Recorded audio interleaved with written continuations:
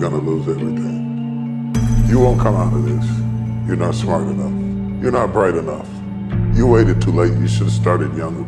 Those are the kind of voices that we all live with. All you got to do is start changing the way you think. You can protect yourself from negativity. And that's what stops most people, negative thoughts.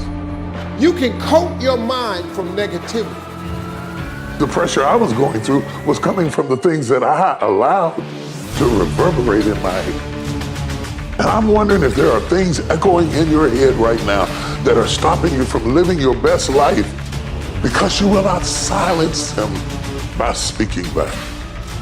Overcoming the negative conversation, that inner dialogue that's going on all the time. Even when you don't want it to be there. You can't stop yourself right now from thinking. You can't do it. It's going on. And so learning how to empower yourself, part of doing that is standing up to yourself. Don't make decisions based on your emotions. If you make decisions based on your emotions, they're going to lead to a bad place. Don't let that happen. Instead, if you feel yourself getting emotional, take a step back. Detach. Look around. Think about the long-term implications of the decisions that you're making. And make your decisions based on logic and based on reason. You're in charge of what you give access to. Be selective in what you allow in. If the thought is negative, discouraging, bringing worry, fear, do yourself a favor, don't let it in. Nothing good is in your future. Why do you even have your hopes up? You're going to be disappointed again. Before you dwell on that, before you let it take root, ask yourself, where is this thought coming from? When a negative thought comes, erase it and replace it. It's not enough to just not think negative. Don't leave your mind empty. So there's a lot of chaos going on in the world. There's a lot of destruction going on in the world right now. There's a lot of loss happening in the world right now. And I've actually been through a lot of chaos, and I've been through a lot of destruction, and I've been through a lot of loss.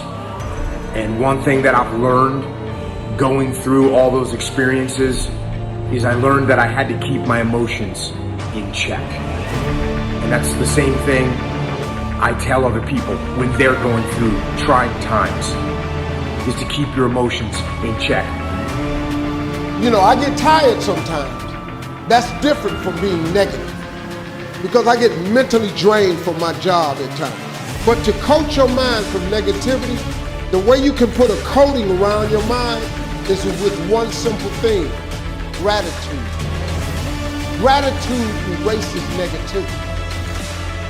The fact that you can walk, that's a blessing. The fact that you woke up, that's another blessing. The fact that you can see, think, reason, that's another blessing. The fact that you can go somewhere and get yourself something to eat, that's another blessing. The fact that you have an opportunity to get it right is another blessing.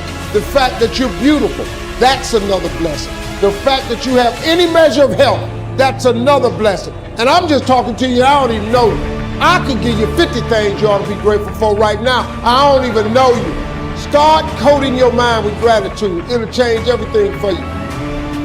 No matter how good of a person you are, or how much faith you have, you'll never get to the place where negative thoughts don't come. Discouraging thoughts.